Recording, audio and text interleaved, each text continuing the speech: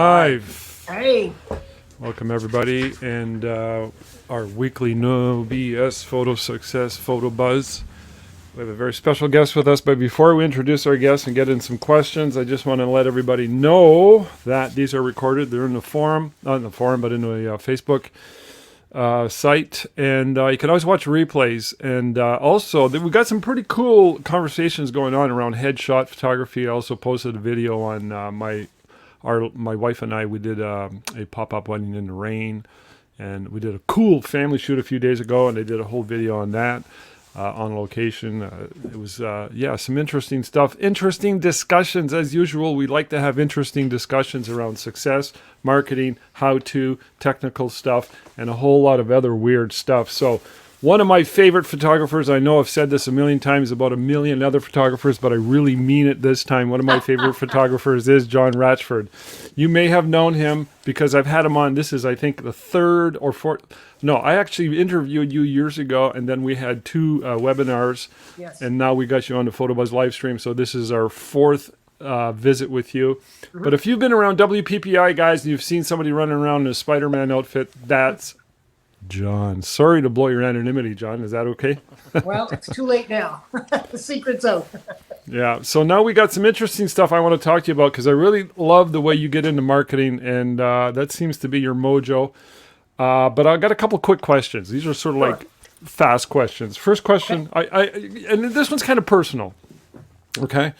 And I know you're very open about it because you post this on your Facebook page all the time. And I encourage you guys to go to John's Facebook page. It's go to John Ratchford Photography. You'll find it. It's right there. And you'll see some of his work and some of his goings-ons. But you're very religious, so you do a lot of prayer and novenas and stuff like that on Facebook, live stuff of which you dedicate a lot to certain causes and or situations.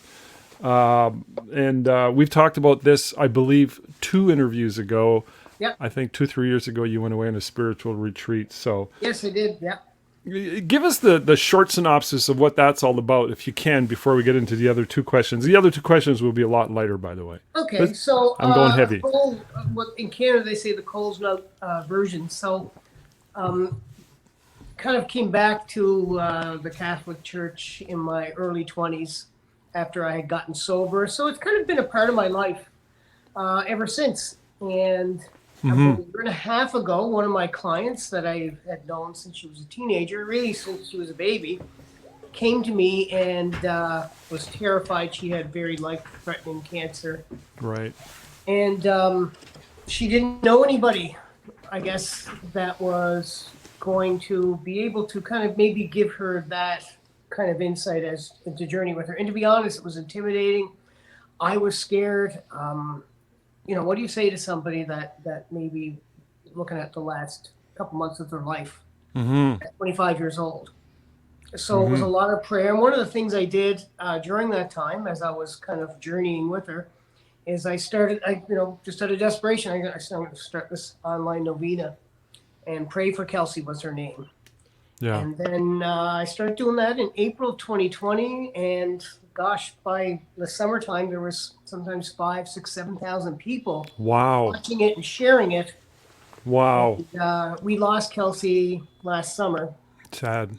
So I was crushed. When you pray for somebody every day, when you're journeying with them, I was really shocked when she went. I was crushed. My heart was broke. But we kept praying because so many people were coming on. So to this day, I still do it every night. I got to say, I think it's very, very cool. I'm always touched when I see you doing that, and I think it's really awesome. So people get critical about religion and religious expression, and I say phooey on them. So, you can't make everybody happy. But, no, you can't. You certainly can't.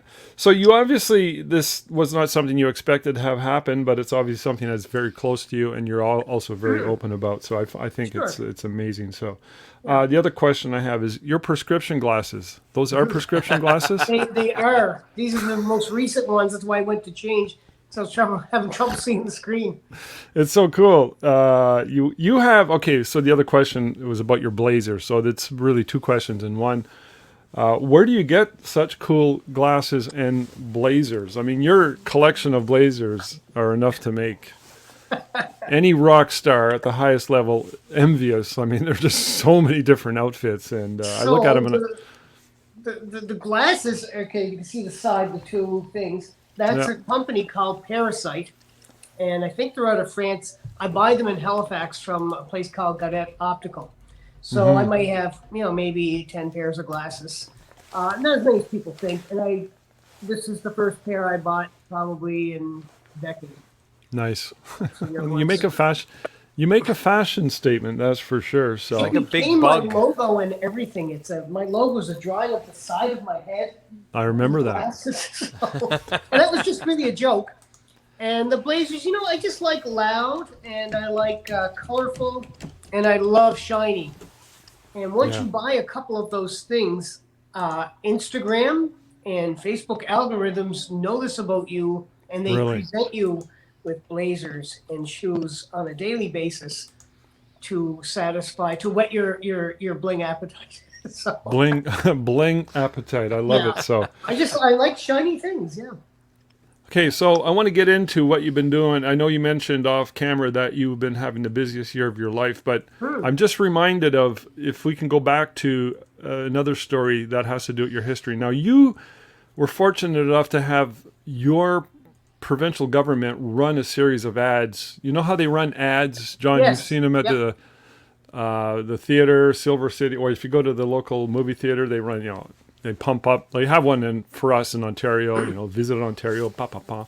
They did one for your photography business because I think you were out of province for a while and you came back and they wanted to highlight you. Nova Scotia Comes Home, it was called, I think. Right. And what amazing publicity for you. Oh, I know, right? Like that was just what a gift that was. But the And premier, I think you mentioned there was an event you were at, and the premier noticed you, and I think it had to do with the fact that you were dressed so outlandishly. Is that correct, or am I? yes, it was. It was something like that because in the photography world, especially now, it's so competitive, and your pictures, it's hard to say if they're better than or less than because we all have our own style, but you can always be different than. So rather than better than or less than, what can you do to be different than? Mm-hmm. And really, it was really by accident. The first pair of glasses were because I just shaved my head. I Yep. had a little puff of hair and the ring of hair, and I just The ring of hair. and I looked really old. And anyway, when I shaved my head, I was like, oh, I can pull off these funky looks now. Yeah. And when I went to an event, the organizer of Nova Scotia Comes Home is what it was, saw me and was like, oh, who's this guy with blue shoes and these glasses? And a quick introduction, and yeah, then I was I was the only featured photographer they ever had, I think. It was That's pretty great. amazing. Yeah. Probably hundreds of thousands of views. I guess so. My brother said he was at the Paul McCartney concert in Halifax, and just before the concert, they aired my commercial. Are you serious? Yeah. Yeah. So Beatlemania, Unbelievable. That's riding on the unbelievable. coattails. He's a celebrity. Well, I mean, really, that's what it's all about, becoming a local celebrity at some level in your area. So let's lead into that, what you've been up to, John, because I know you got a busy schedule and we promised to get you out of here in an hour. So, Sure. and by the way, anybody watch John's previous webinars? They're not that old. I think the last one was a year and a half ago, maybe less. And then I think it was this time last year, to be honest. it's about a year ago. And Yeah. John's attitude to building and creating a successful photography studio is outstanding. So there's a lot there for all of us to learn and be inspired by. So, John, yeah. So what have you been up to? Tell us. Do tell. Give us the lowdown. So when we spoke last year, I was using the analogy of being a rock star, but not in the way we were just talking about. Mm-hmm. But I was talking about how in the 2000s, I was writing hit after hit. And I was on the speaking circuit. And, it was around when the 2000 teens came. Yep. We had a couple of things. We had that drop in the economy, that crash in 2008, 2009. I found that affected me in a huge way. And a bunch of other photographers were popping up. And I don't know, I got out of touch with the customer. And it became more difficult for me to relate. And like I said to you last year, I was still writing songs, and I had a few, top 40 hits, but I wasn't, making number one hits anymore. And I worried that I was irrelevant and maybe this had passed me by. And I even went on that retreat in 2017, the silent retreat, because I thought, maybe I'll work for the church or something. And at the end of the retreat, I felt God saying, you know what? I want you to go back to work and I want you to solve your problems. Because I had amassed this massive amount of debt. Right. And I didn't think it was ever possible to pay it. And I knew it had to be God's voice because that wasn't on my list of to-dos. When I went there, photography was what I didn't want to do anymore. You were in your mind, you were done. I was jaded. I was hurt. It was like a marriage that gone wrong, and I didn't want to go to counseling. All right. And so anyway, I come back and I say, well, okay, I'm going to try this again. And I started to open myself up to the business world again. And I had to become very humble and very new again, because you take all the stuff that you've learned, and once you're speaking and doing a few things, you kind of think, well, I kind of made it, and that wasn't true, and I wasn't making it. So I became very new again, very teachable. I started to go back to the conferences. I was down to PPA, and I remember I wrote on my sheet that year a prayer: God, make me humble so that I can learn and just be new and put all ego aside. And gosh, that was, I met Steve Saporito down there. Made a big impact on my life, on how to relate to today's customer. Really changed my life. And he did more than that. He saw the aging prize fighter in the corner limping to the ring, all battered, and he said, you've still got a few more rounds left in you. And he made me believe that. And at that time I was so beat. I needed someone to kind of get behind me and say, and really his message was simple. It was like, take the focus off yourself, start caring about the people again. And he said, why did you stop caring? And I didn't know that I'd stopped caring. Right. And that was like the wake up calls. Like, I started to make the clients the hero. The story brand book that a lot of people have read. I came to it late, but really when I did read it, it was saying the same things that I had learned from Steve. And once I got onto that, caring about the client again, and things became easy again. And my business started to pull myself. I started to come out of the ashes because I was really down. I didn't think I could ever pay things off. Really? No, I was so beat. And then we were already kind of on an upward trajectory. And then when we got shut down, I thought, well, maybe this is it. And then when we opened up, during the shutdown, I wrote a couple hits. Let's go back to that. I had that healthcare hero special, just on a whim. It just kind of came to me. We also had a shooting in Nova Scotia where a guy impersonated an RCMP officer and randomly shot people. Yeah, I remember that. Yeah, and it was heavy in the whole province besides COVID, because COVID was new then and we were afraid. We didn't know what it was. And we're going to have these massive amount of deaths, and we were scared. And then we had this shooting and we were feeling heavy. And I just, every time I opened my Facebook, it was somebody's anxiety-ridden post. And I thought, I got to put something back that's positive. And it was just on a whim. I said to Courtney, I said, let's design an ad, given, anyone who calls Friday is going to get a $250 gift card, but they have to use it for family. Yep. Because they can't use it for the kids or anything else. They have to be in it. That was the stipulation. And we shared it a few times. It spread like wildfire. And I'm telling you, Friday I had 3 people answering phones. And we went from 9 that morning to 7 at night. Yep. And I felt like Elton John. Like, you would hang up the phone. And it was like these people were looking for their tickets. And you just hang it up and it would ring instantly. Yeah. I never had that before in my life. And we gave out maybe 250 that day. Wow. Because we engaged every person that we talked. I said, look, don't rush them through. Get their information. Yeah. Get them to talk about their kids, what they like best about them. How do they see them? And we didn't go too deep, but we made each conversation 5 to 10 minutes. And we booked all these people. That was the first hit that I wrote. Yeah. Just by chance. That was amazing. Anybody wants to get more detail on that, go watch the previous replay with John. Yeah. So I won't get in too much into it, but Yeah, that was spectacular. Knock him out of the park. So yeah. And then we had no prom that year. Yeah. And I rented a barn, I decorated it like Footloose, and I said, look, you can have a prom experience here. Mm-hmm. And that was good. So I did those same two things this last spring because here we were on the shutdown again. Mm-hmm. And they were both successful again. So I ended up, I told you last year, it was like drinking out of a fire hydrant. You can imagine what that's like. I remember you You're saying just getting that. sprayed in the face, and like you're trying to swallow water, and you don't even know what you drank because it was coming at you so fast. Good analogy. You got away with words. So yeah, I got through that year, and that lasted until Christmas. And then usually in the winter I would slow down, and by spring I would be broke again. But that didn't happen this year. Business kind of kept going, and people, it was on a roll. Right out the hits. The momentum. The momentum was there and carried through to the summer.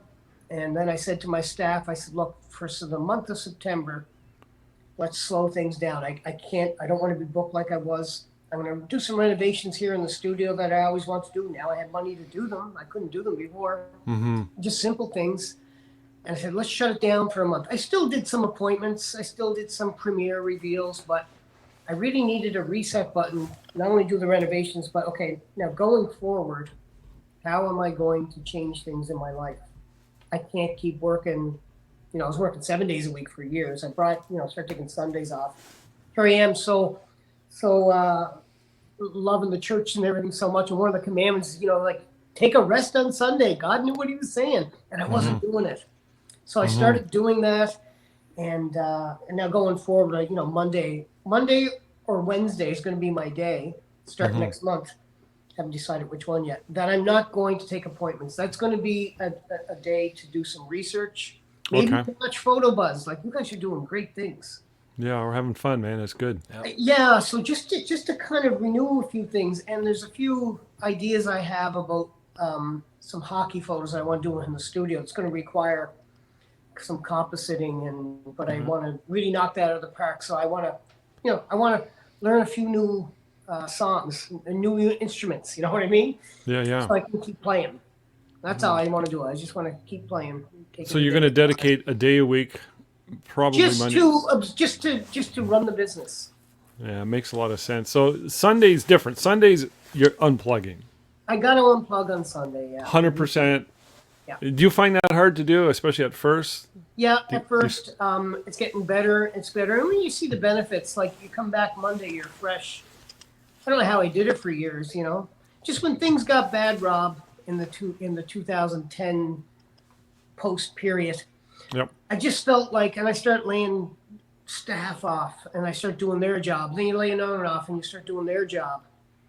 And after a while, you're going 7 days a week, and I'm like doing 90-hour weeks. That was a walk in the park. I often did more. Really? Yeah. So and it's just it's crazy. I'm single. I've never been married. There's a good reason for that, I guess, and I just talked about it. But it enabled me to work all those hours. But you know what? It didn't get me any ahead. Yeah. In fact, I was further and further behind as I went. Really? You're putting all your energy in the wrong places. So it's all about focus. Focus and outsourcing. Mm-hmm. Yeah. Like, I kind of convinced myself of a rule that I knew was wrong. You do the things you're good at. Yeah. And you outsource to someone else what you don't like to do, because whatever you don't like to do, there's someone out there that loves to do it. Mm-hmm. Find that person and outsource, and you still have to be kind of the creative, artistic slant on things. Yeah. Well, when you think back to the days that we were doing film, we never did editing, things like that. We would shoot. We take our film to the lab. They do all that, and we get it back, and we give it to our client. Now we're the lab. We're everything. The only thing we don't maybe do is the printing itself, but now we're the dark room. And we never. I know Rob did some dark room, but I never did. And I had. And now when you do it, people are like, "Well, you send your stuff out to be edited. Don't you feel like that's not your work anymore? It's you and them." And I'm like, "Well, not really, because back in the film days, we didn't do the dark room. Why do I have to do it now?" No. Yeah. Once my influence is contrast, saturation. What's the overall look? Now, Mm-hmm. you guys can, if I got to move heads, then why would you ever do that? Why would you do Yeah. that yourself? You Yeah. know, like if you're going to run a business, you got to do what you're good at, and you got to spend time running it. Yeah. Yep. The old saying, run your business, don't let the business run you. Yeah, no, and I'm guilty of it's ran me. So that's the big change I know I have Right. to make this year. Yeah. Well, I've actually been intentional about it. You can't talk about change and just talk about it. You kind of have to have a plan because I've been there, right? Made the Yep. mistakes. There has to be some intention, and you have to be intentional about it. So you know how to call yourself out on your own bullshit if indeed you start BSing yourself, right? Yeah, it only took Because you 4 years. because of your experiences. I've been around the block a long time, so Yeah. I just turned 54 a couple weeks ago, and You look Nice. good. you start looking at your time. Okay, it's short now. Yeah. I got to be Yeah. very intentional how I spend these last years. Yeah. Yeah, Yeah. I couldn't agree more. Mm-hmm. I'm 63 now, and I know that feeling. And it gets shorter, by the way. It's like Yes. ah. I didn't know you were that much older than me. You look great, Rob, and you're Yep. still pumping out work. So Well, it's funny It's how funny you're, how both of these are older than me and I look the oldest. There's not something wrong there. that's because your camera's the sharpest, I guess. yeah, you got to You look the same to me. yeah. No, you look good, John. I like the lighting too. It makes you look extra handsome. Yeah, John. Well, we all need the help. so, but it reminds me of when I think of a lot of what you're saying. It's all about I've done a lot of goal setting workshops, and I've taken one-on-one coaching from people. I want to ask you about Zapparetto in a second, but because you mentioned him before, but a lot of these are the same lessons that were being beat into my head, and delegation was a really, really big one. But I wanted to say that goals for me, I noticed, especially when I hit 50, they changed. And it wasn't about so much making money versus quality of life and Yeah. health. Yes. Yeah. So, anyways, leading to other things, you said you had a really busy year. Now, the stuff you've been doing this year, is it spin off from what you started last year, especially Pretty with much. Yeah, pretty much. that drove the momentum, did it? Yeah, and I repeated the two same formulas. I did another healthcare giveaway because we just happened to be on lockdown again. It was a good time for it. Mm-hmm. And we did the ultimate prom experience again. But everything I found has been up. Mm-hmm. There's and as we know, when you change, people change. So when I shed myself of all that baggage and negativity, I was able to be with people in a better way, and care about them in a better way. That's amazing. When you change, people change. That's a writer downer. Yeah, yeah, yeah. They change as we change. John, were you? I have to go back to your darker period. Were you obviously experiencing that? I was in a shitty place, and therefore I'm attracting shitty people, which is the perception at the time, anyways. And I know exactly what you're talking about. And you attribute a lot to change and how it affects the way you attract different people, or at least different people with different attitudes. Well, the attitude of the people changes, I think. Yeah. When you change. 'Cause I had good people before, Mm-hmm. but I wasn't. They certainly weren't getting my best version, and Yeah. you kind of. I used to make this. In sales, you shouldn't make the decision for the client. You shouldn't decide, well, they can only spend X Right. amount of dollars when they come in. I mean, that's not up to you to decide. And it certainly has nothing to do with their income or the car that they drove there. It's to do with the value that you've created with them. Exactly. And so I've been quieter now, and sales are easier and Okay. they're bigger. So they're easier and they're bigger. Well, there must be something else that's working as well. That's amazing what you're saying, and it's almost like a Zen-like state that you get to in time if you're persistent and you learn and grow. What about the fact that you're putting them through an experience? I mean, obviously, Yeah. So I think what's different now. It's a good question, and I have a great girl on staff, Jody. Jody, when they call us to book an appointment, by the time they come in for the picture, they already know where they're going to hang it. They already know how much they're going to spend or how much they think they're going to spend. They have all those ideas because Jody has walked them through. Okay. So she just doesn't walk them through this journey of where you're going to hang it. Now she gets them to talk about each and every one of their kids. How do you see them? What's your favorite thing about Josh? Right. And what just warms your heart. Now you get the odd person that's a little bit resistant to that. Yeah. Once you get them past that and they start opening up, and then there's all these stories in there. I did one a couple of weeks ago. A lady came in with her kids. I didn't know that her husband had just passed. Mm-hmm. And now she has these 3 kids, and she sees them all different. And one of the boys kind of understood that he had to console his mother, so he's kind of becoming the man of the house. Right. And now that changed the way I posed the kids and the way I had them arranged. And because this story, I'm going to get emotional talk about it. I mean, this picture she wants on her wall, this was going to be hope for them. They just lost their dad. Wow. 35 years old in a car accident. Wow. Now they got to move on, and they're trying their best. This picture is hope. Yeah. So I'm getting, you can't see the hair standing up on my head, but it is. I can feel We feel it. goosebumps. We feel it, man. Yeah, I mean, like when I shot it, I made sure we did it at a certain time of day, so we had sun flare coming through the trees. Because that's him. Yeah. You did And that on It meant purpose. so much to them, and it meant so much to me. But that's because we talked, and we gave a crap when we found out why the picture at this time. So by the time they came in, they already have the value that really should have been there all the other years that I wasn't doing that. Yeah. And I mean, she came in really prepared. I mean, she said, "Look, I have Ratchford money for this, and I don't know." Ratchford money. Yeah. Now, in the end, I didn't want to take her money. I thought, look, you got a lot of things going on. You're going to need this for.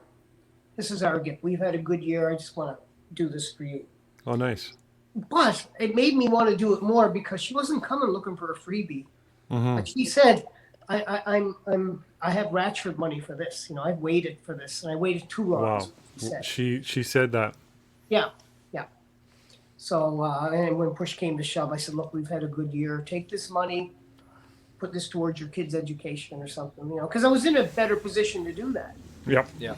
And you felt that was. Yeah, I mean, if you're generous when you're poor, you're more generous when you have something. Yeah. So I've always tried to have an ear to that, Yeah. That's amazing, John. So I'm going to guess that a large part of what's working, and we as photographers, especially family photographers, we get this. I mean, Joe the plumber or, the electrician or the accountant or lawyer, well, maybe the lawyer a little bit if there's an issue there, but we get to connect with our clients, and that's what you're doing. And and in a more elevated way. And if I might add, Rob, over the what is on the bottom of my depression and darkness, I was starting to feel what I do doesn't matter. Yep. And that's a terrible place to be. And I thought, what's the big deal? Like, what I do doesn't matter. And God was able to show me, like, what you do matters. It's what I want you to do. That's why it comes easy to you, because you have, I've given you these gifts here, and I want you to make the most of them, and I want you to pull people up. I mean, and I should have known this. Yeah. Pictures tell the story of your life. I mean, without them, what do you have? You just have words. Yeah. But if we can create that, and like I say, create that heirloom of hope for that family that they need moving forward. I can't believe I undervalued and devalued everything I did. Like by 2017, I was a broken person. Really, eh? Yeah. It was a bad year. It was a pivotal year.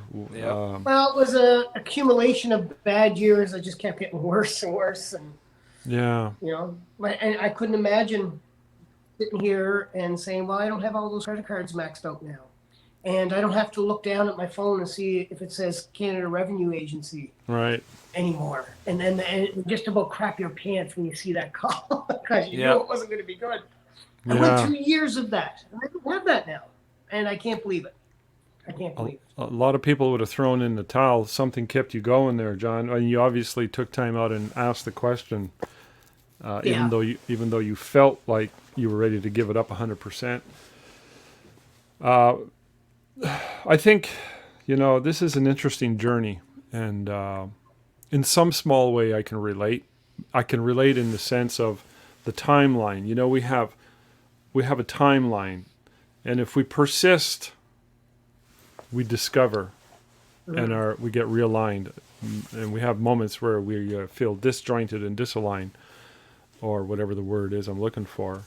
We feel that sense of hopelessness, and it's an awful thing, but it's almost, I hate to say it, it's almost like it's an existential crisis, that it's a tragedy that all artists, I'm putting us in the category of artists, Yeah. without sounding too flamboyant or too a little too pompous, that we need to go through so that we can become better. Yeah. What Yeah. better feeling is there? Is there a better feeling that you're going through right now than this sense of gratitude that you have with and connection you have with your clients? No, it's no, there's no better feeling. I mean, at the end of the day, the look on her face when she saw that picture, that's the stuff you're going to remember later on. You're not going to remember the award you got. And that was all good because it made me better too. But I mean, this is what it's all about.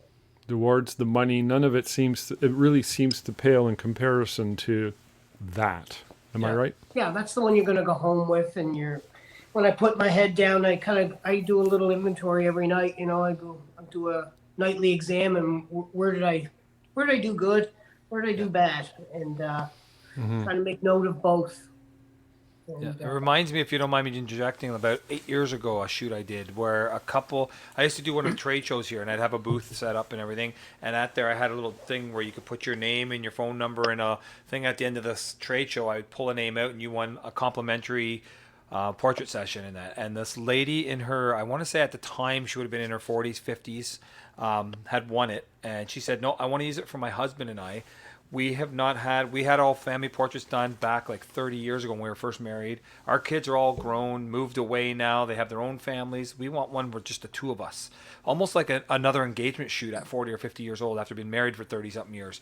And I'm like, nope, that's awesome. So we went to one of the local parks here. We did the whole shoot. It was great. The gentleman happened to be blind. He had a seeing eye dog. He was an ex-military, and I think he was one of the guys who used to test the bombs and stuff like that. And they think that they were suing the government and at the time because they think that helped make him go blind, basically, all the radiation and stuff. So anyways, we did the shoot.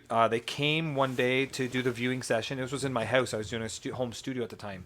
And we did the whole viewing session. They picked what they wanted. They said, I'm going to bring you back later a picture. He had these, I guess, plates or something, or things that he had gotten from the military with the red velvet background. He wanted to show me it because he wanted to match with those. I'm like, okay. They did that.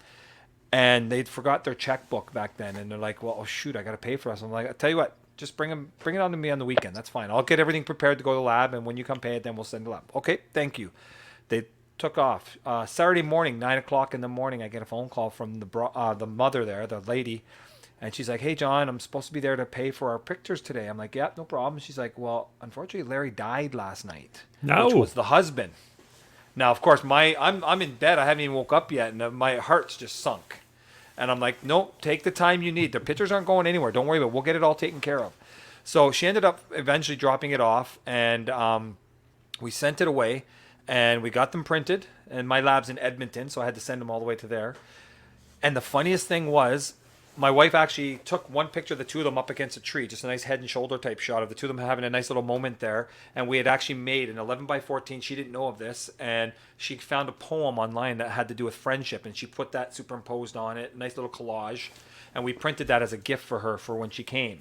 And the print showed up at my house one day. I get it all packaged up, ready to go. I was just about to grab my phone to call her, and a truck pulls into my driveway. I'm like, "Who's that?" Here it's her getting out of her car. She comes to the front door. She goes, "I just happened to be driving by, and I just thought I'm just going to check and see if they're here." I'm like, that's the funniest thing, because I just came this morning about an hour ago, and I just finished packaging. I was just about to call you. And then we gave her this thing, and the best one, she loved them all, but the one that was most important was that 11 by 14. And apparently at his celebration of life ceremony they had that weekend, they had that right there where his his pictures were and all that stuff. So it does show you that what we do is important. We might not think it at a time, but something like that is priceless to these people. And so priceless. Yeah. Yeah. And I've always told that story to people, like, don't wait to get your family portraits done, because there might be a time where you can't get them done. Do it now. Nope. And I'm old enough. We're all old enough to say that with authority now. Right? We have authority. Well, we're not there. old. We're not old. We have authority. We've seen loss. We've seen True. families with loss. We've had our own losses. Yeah. And it helps your perspective, which helps your relationship with your clients. So, so what else is going on with you other than the prom experience and the big gift certificate thing? Are those the bulk of what's going on insofar? No, I always have other, there's always a lot of other things. So right now, every fall we do this cutest little caper. So if that doesn't make sense to people, I'm from Cape Breton Island. Oh. We refer to ourselves, and we are referred to as capers. I never made the connection, John. I know. I was thinking of food, little capers, like the food, like it looks like a pea. I was thinking of cape. I was thinking of caper, like detective is in. Yes, exactly. That's a word that's used. Yeah, you'd have to be from Cape Breton to get it. So we have the cutest little caper contest. That's cool. We partner with the regional hospital here, so we get $50 from every session, of $150 to the hospital, and we have this contest. All the kids' pictures are entered. We have a few judges. It's really a fun thing. And the winner gets, it's about $6,000. We get a few sponsors. There's $6,000 in prizes. Nice. We pick, a family shoot with me, and Ratchford for life. They bring their kid in every year till he's 18. And are you bringing back your galas? I know you used to do. Yeah, that's a good question. So that's Cutest Capers on now. Next Top Model is kind of going all year. I didn't push it too hard in the last year because we weren't able to gather. Yeah. Because really, the heart of what happens there is this gala night that's so beautiful for them and makes them feel so good. So I'm going to try and plan one for December. All right. Yeah, John. What can you find one of his older gala pictures and show it? I noticed there's one of his cutest little caper ones. I thought I'd show. Yep. Yeah. By the way, I started about 12 years ago, and I have a folder called Ratchford in my swipe files. Yeah, that's amazing to me. I mean, you've been so successful. I've been collecting them for years and years and years. I see something, I'm like, ooh, I like that, and I save it. Well, that's why you're so successful, Rob, because you watch, you learn, we glean from everybody, right? That's it. And you got to be open. You got to not be stuck in your own little, I call it CBS, calcified brain shit. We got to open up and we all develop our own ways. I mean, I'm doing stuff that's kind of completely different from you, but this premise is the same. Innovating and reaching out to people and creating an experience. And I really love the giveaway you did last spring and this spring, and I love that idea. And you spent so much time on the phone. I mean, man, was just that day. I mean, then Jody calls them. Jody can be on the phone 30 minutes sometimes. Yeah, and they must love that. She'll have them in tears. Really, she's good, eh? I'd love to get her on. She's really good. She was. That was an answered prayer because I literally couldn't find anybody, and I think it was Thursday night. I dropped into the church and I just remember getting on my knees. And I was like, please send me somebody. Because I just can't find the right person. And she came in for the Cutest Caper contest on Saturday. Yeah. And she was just so bubbly. And you could tell she was a warm, fuzzy person. And then at the end of the shoot, she said, we just moved back from Halifax. Jeff's a lawyer. I'm looking for work. Right. Boom. There she was. So what would be the main attribute you would look for somebody like that? Would it be enthusiasm above and beyond anything else? Enthusiasm, and you have to be that person that and it has to be, I'm going to use the word spiritual here, not in a religious sense, but in that you have to kind of care about people, and you have to be that warm, fuzzy person that wants to know, why is this person so important to you? Why the photo this time of year? And Jody was just so good at that. My other girls here are caring too, but they're not extroverts, and I think you kind of need that extrovert. Mm-hmm. Jody is this sounds one of the gala pictures here? That's one of them, yeah. Give us a synopsis on this picture, John, would you? Just a real quick version. That one, the middle girl, she was the winner of our next top tween. Right.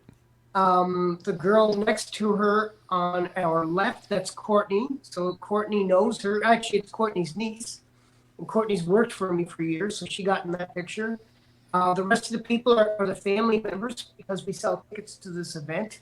Mm-hmm. And so this was afterwards that, people that win awards, I invite them to the stage and we'll get some professional pictures. And so that's what happened there.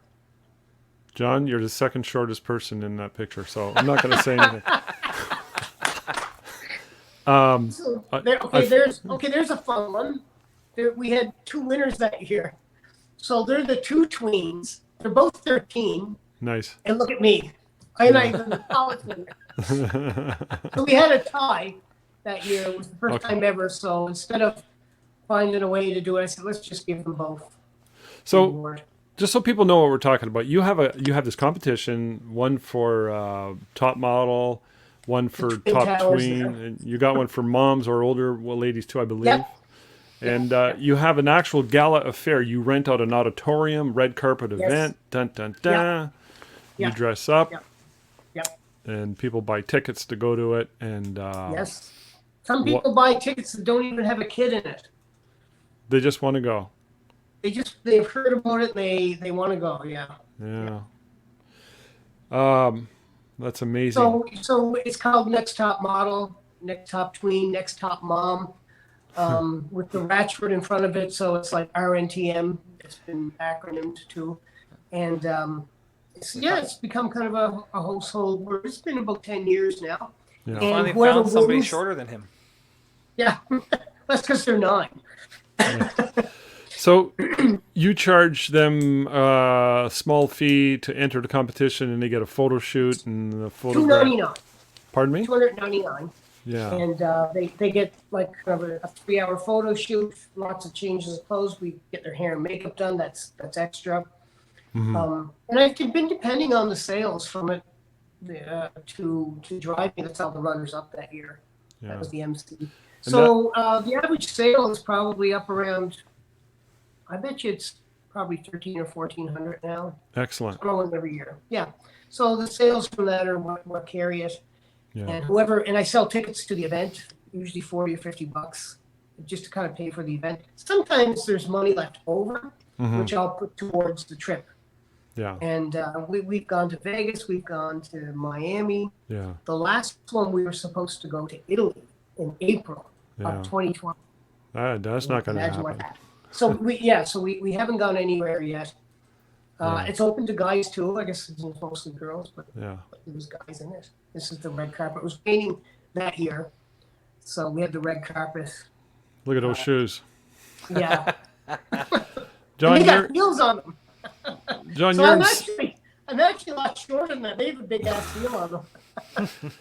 Well, you have a dynamic, radiant personality, and you certainly make up for it that way. So you're in Sydney, Cape Breton. I remember the first time what's the population base there, roughly? Well, probably from the area I draw from, about 50, 65,000, somewhere in there. I think it's important to note that because not massively huge. And my town itself is 7,000, but we have a major unemployment problem here as well. As for years and years, it's been whatever the national average is. It's always double that here. Yeah. Yeah. But you make it work anyways. I remember way back in the day, I asked you. I said, "How do you manage with a 30% unemployment rate?" Yeah. You remember what you said? I focus on the 70. Yeah, it was such I was like, that just stuck with me. Hark has a question about this one. Yeah, right there on that shot there. Okay. It says, John R., I love that photo that John B. just showed, which is this one. Did you create that little dock, or can you buy it from somewhere like Danny's? Well, you can. The answer to that is you can buy them from somewhere from Denny's, like Denny's. I bought the dock, and I have many. Do you remember the old off-the-wall stuff from Larry Hershberger? Yep. So I bought many, many sets from him back in the late 90s, 2000s that I still pull out for things like that. Nice. So I still have them. Yeah, I love it. Nice.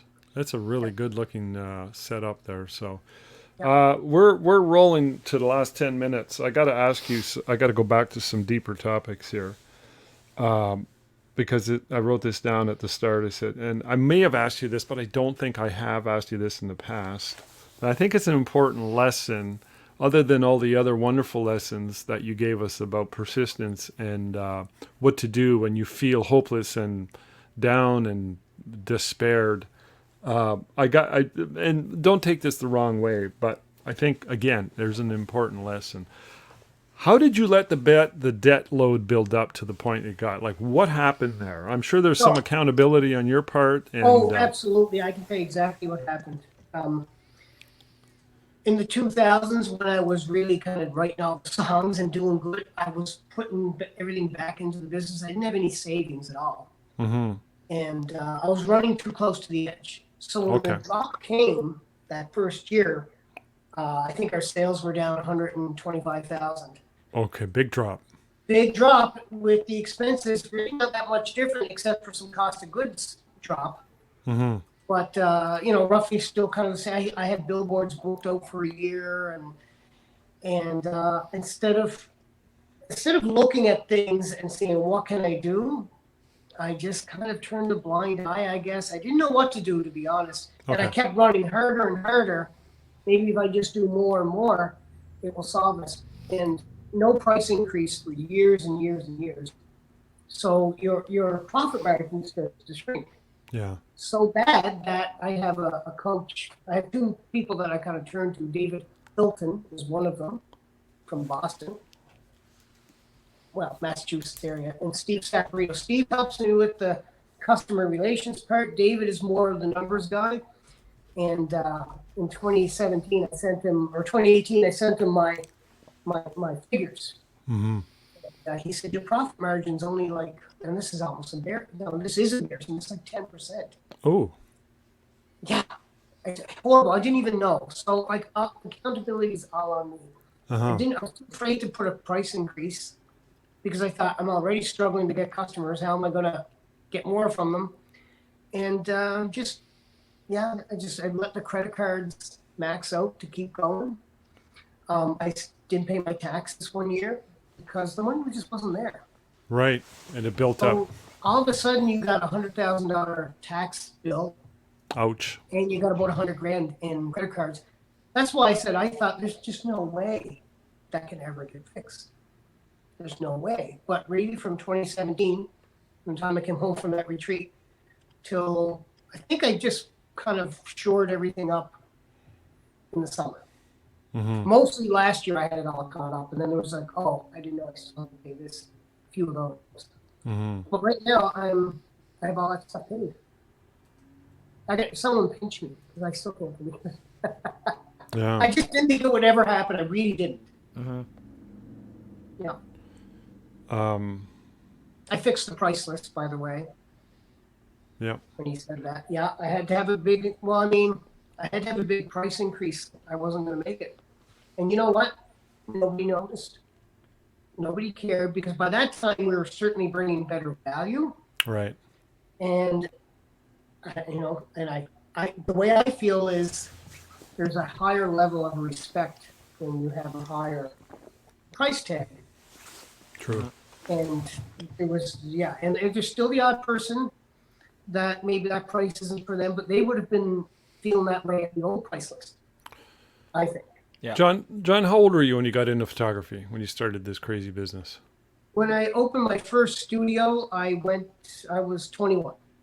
Whoa, you've been at it a long time. When did you start the current version of your studio? How old were you then? So from 1988 to 91, I had a 1-hour photo lab and a studio space. Mm-hmm. I quit the business and kind of went to pursue, I had the idea of being a priest in my head. So I had 2 years of religious community, 92 to 94. And at the end of that, I felt God saying, you know what, like before you make a decision to go to seminary, maybe you should go back to doing this job. Okay. Came back and opened my studio. So from 94. 94. Okay, so that leads to my other question. go back to 1994, John. What would you tell that John now, knowing what you now know, especially regarding the worst of the worst struggles you've been through? What lessons would you try and grab John by the 2 ears and say, listen to me, you've got to do this and this and this? Already knowing that I'm ADHD and not good at numbers and finances, I already knew that. I knew that then. I would have said, look, get a coach, not an accountant, because an accountant, it's just tell you not to spend money and you'll never grow your business. True. Yeah. I still did a shoebox. You just described my wife. That's our struggle, but we work it out. Yeah. What I would have told him is to get people that have been successful, and I've done this all my life, but I just haven't done it always consistently. Look to them, do what they do.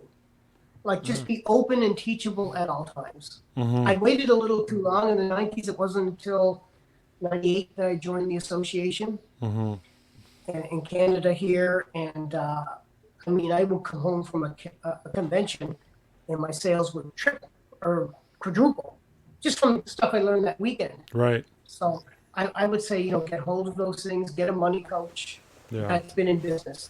Andre Ambiot, you know, Andre. Yep. Photo coach. He was the first guy to pull me out of obscurity in the early 2000s. Things were rough then, and I paid him to come. I think he came a whole week. It was about $5,000, and everybody said, "You're crazy. You can't pay what you got. Why are you doing this?" Yeah. And I said, "You know what? He has just helped so many people." And he came and changed my life that year. Cool. And he's retired now. I just saw him. He was traveling, him and his wife, and I got to have lunch with him. But I wrote him a letter last year. I said, look, I agree. You never know when you're going to see anybody again. Yeah. And I said, I really just have to thank you for what you did for me. I said, you were such, and he really was. He was like a father figure to me. And I tried hard to please him. He would give me a list of things to do, and I was eager to do them because I wanted him to be proud of me. And he had that effect on me. So it was great to see him last week. And I was glad I was able to really say that from the bottom of my heart. Yeah, cool. So you would latch on to that sort of behavior, and in a sense, that sounds to me latch like on and not let go. Yeah, that's like you're delegating a bit of some of the characteristics that it takes to succeed as an entrepreneur. Even though we're small-time entrepreneurs, you know, we can't do everything.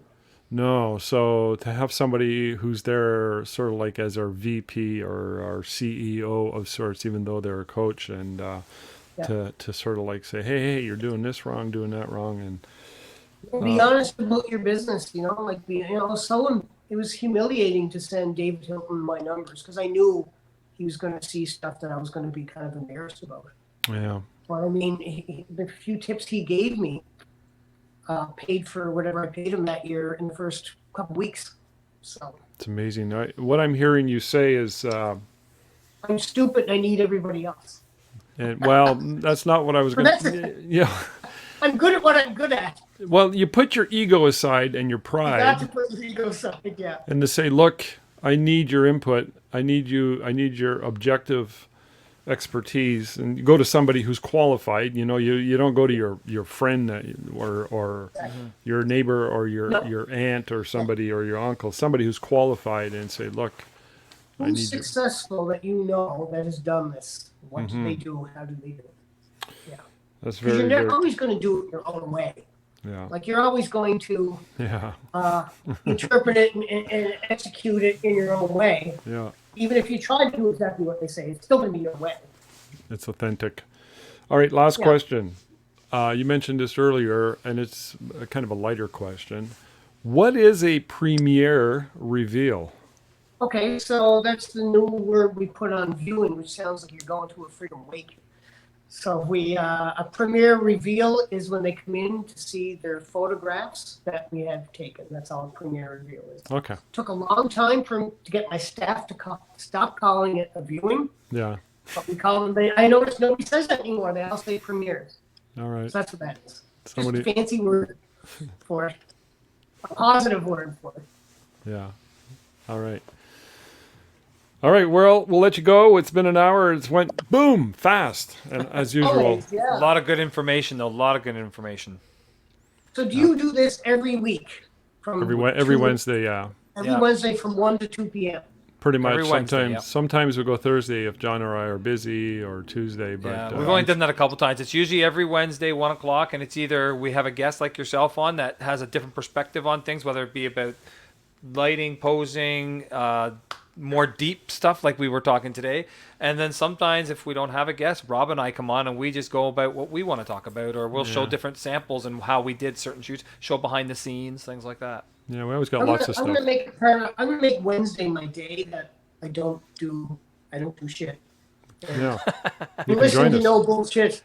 Until he gets sick of us, and then he'll stop it and he'll go back to Mondays again. Nah, he won't get sick of Monday's us. never a good day. You already had your day off. Two of them Yeah. makes you stale. Yeah. And if So. now that you're in the group too, you can always go back and check. We have all our past episodes are in the group, so you got a lot of catching up to do. Yeah. No, that's going to be part of my journey. Definitely. We've had a lot of good guests, and I believe a lot of great discussions. And to me, it's always been something, and I think a large part of what drives me in this area is the fact that I grew up so shy and really lacking so much self-esteem, and I was so filled with shame.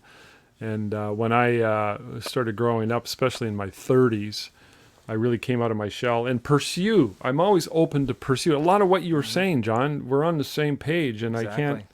I can't stress the importance of that to anybody else who's listening. You got to be open to whatever the universe and God is going to bring into your life. If you're closed, it's not going to happen. You got to open the doors. And God was trying to help me for years. I just had my walls up, Yeah. Yeah. The walls were knocking. It's like, what? I think a lot of what he was saying, a lot of other people watching this is going to be like, you know what, that sounds like me, and hopefully they'll be able to take a lot from today. Yeah. Yeah. And you don't have to tell be a anybody spiritual they or want religious to- person either. It could just be just the information itself. Just the information, yeah. Yep. So Hark's saying, great job as always, guys. Thanks, John, for sharing your wisdom. So Thanks for having me on, Rob. we'll do it again next year. Yeah, and just the one thing you said, about growing up shy and the shame, I relate to that. I mean, there's a reason I dress the way I do, because I'm not the guy that goes in the room and owns it. I'm shy. I would say a word if I'm not spoken to. All those things are awkward to me. This allows me to, someone's going to say something, oh, I like your jacket or whatever, and now I got a friend.